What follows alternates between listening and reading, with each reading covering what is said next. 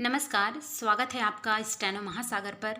80 शब्द प्रति minute dictation start होगी 5 सेकेंड बाद, जो कि दैनिक जागरण न्यूज़पेपर से है, जो आपके सभी प्रकार के स्किल टेस्ट के लिए बहुत ही महत्वपूर्ण होगा।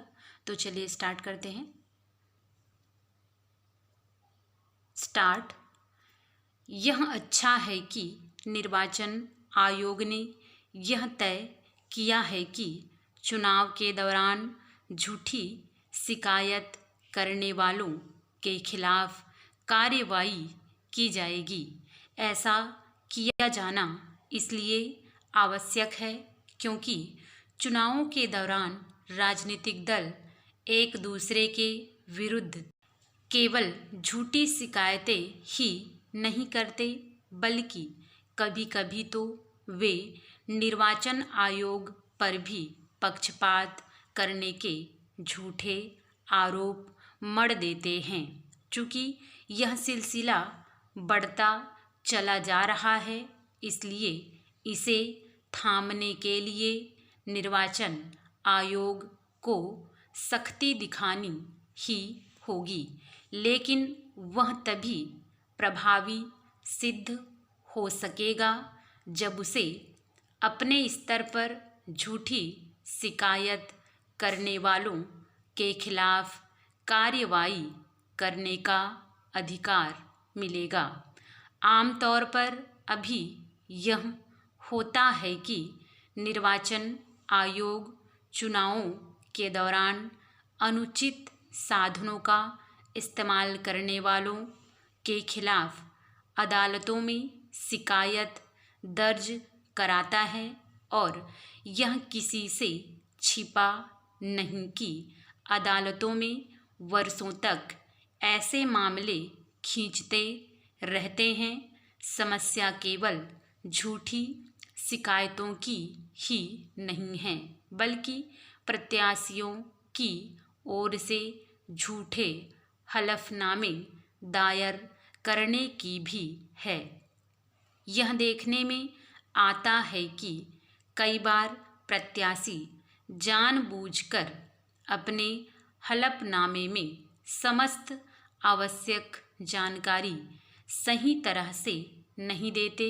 इसी तरह एक अन्य समस्या चुनावों के दौरान मतदाताओं को प्रलोभन देने की भी है। यह समस्या किस हद तक बढ़ गई है, इसका पता इससे चलता है कि चुनावों के दौरान प्रत्याशी मतदाताओं के बीच गुपचुप तरीके से पैसे, शराब और अन्य सामग्री वितरित करने लगे हैं। यह ठीक है कि आदर्श आचार संहिता लागू होते ही चुनाव आयोग, पुलिस, आयकर विभाग एवं अन्य एजेंसियों को सक्रिय कर देता है, और ये एजेंसियां चुनाव के दौरान बांटे जाने वाले धन अथवा सामग्रियों की जब्ती करती रहती है। लेकिन कोई भी समझ सकता है कि वह सारा पैसा जब्त नहीं किया जाता होगा, तो मतदाताओं को बांटने के लिए एक से दूसरे स्थान पर पहुंचाया जाता है। निर्वाचन आयोग के समक्ष समस्या केवल यही नहीं है कि मतदाताओं के बीच पैसे अथवा सामग्री बांटकर उनके वोट खरीदने की प्रवृत्ति बढ़ती चली जा रही है, बल्कि एक अन्य समस्या राजनीतिक दलों की ओर से किए जाने वाले अनाप शनाप चुनावी वादे भी हैं। विभिन्न राजनीतिक दल अपने घोषणा पत्रों में मुफ्त बिजली, पानी के साथ अन्य अनेक सामग्री अथवा सुविधाएं देने के वादे करने लगे हैं। पहले यह समस्या मुख्यतः तमिलनाडु तक सीमित थी, लेकिन अब वह सारे देश में देखने को मिलती है। जब एक राजनीतिक दल लोक लुभावन वादे करता है तो उसके दल भी ऐसा करने के लिए विवश हो जाते हैं।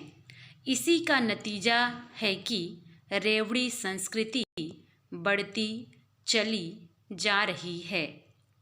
हालांकि इस मामले का संज्ञान सुप्रीम कोर्ट ने भी लिया है, लेकिन अभी तक निर्वाचन आयोग को ऐसे कोई अधिकार नहीं मिल सके हैं जिससे वह दलों की ओर से मुफ्तखोरी की संस्कृति को बढ़ावा देने वाली घोषणाओं पर कोई रोक लगा सके।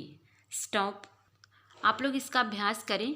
जिस भी आउटलाइन में आपका हाथ रुकता है उस आउटलाइन को अलग से आप लिखें, नोट डाउन करें, उसकी अभ्यास करें, ताकि दूसरे बार जब उस तरीके से शब्द आए तो आप उसको आसानी से लिख सकें।